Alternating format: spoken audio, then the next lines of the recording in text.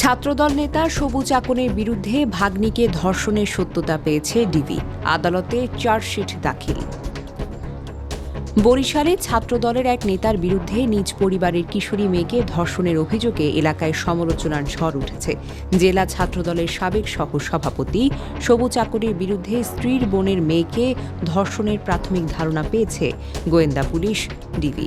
তদন্ত শেষে নারী ও শিশু নির্যাতন দমন আইনে তার বিরুদ্ধে আদালতে চার্জশিট দাখিল করা হয়েছে।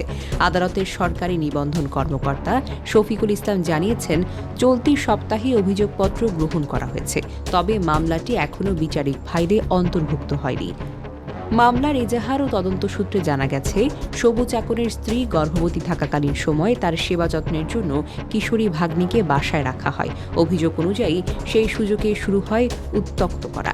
পরে 2024 সালের 21শে আগস্ট বরিশাল নগরীর SR রোড এলাকায় একটি ভাড়া বাসায় নিয়ে যেয়ে একাধিকবার ধর্ষণের ঘটনা ঘটে বলে অভিযোগে উল্লেখ রয়েছে।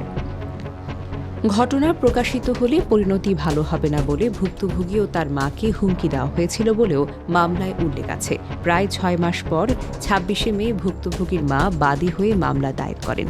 প্রথমে মামলাটি তদন্ত করেন বরিশাল মেট্রোপলিটনের কাউনিয়া থানার উপপরিদর্শক দেলোয়ার হোসেন।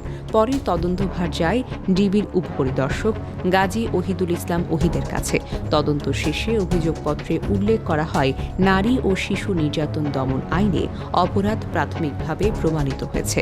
অভিযোগ ওঠার পর গত বছর 25শে মে ছাত্রদলের কেন্দ্রীয় সংসদ সবুজ আকনকে সহ সভাপতি সহ সব পর্যায়ের পদ থেকে সাময়িকভাবে বহিষ্কার করা হয়। তবে স্থানীয় সূত্রের দাবি, বহিষ্কারের পরেও তিনি ছাত্রদলের ব্যানারে বিভিন্ন কর্মসূচিতে অংশ নিয়ে প্রভাব বিস্তারের চেষ্টা চালিয়ে যাচ্ছেন। অভিযুক্ত সবুজ আকন অভিযোগ অস্বীকার করে বলেন, মামলাটি তার বিরুদ্ধে ষড়যন্ত্রমূলক। চার্জশিট দেওয়া হয়েছে কিনা সে বিষয়ে তিনি নিশ্চিত নন বলে দাবি করেন।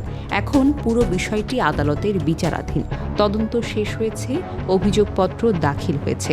সামনে আদালতে নির্ধারিত হবে এই আলোচিত মামলার চূড়ান্ত পরিণতি। ডেস্ক নিউজ, অগ্রযাত্রা প্রতিদিন। অগ্রযাত্রা প্রতিদিন, নির্ভীক প্রত্যয়ে উজ্জীবিত।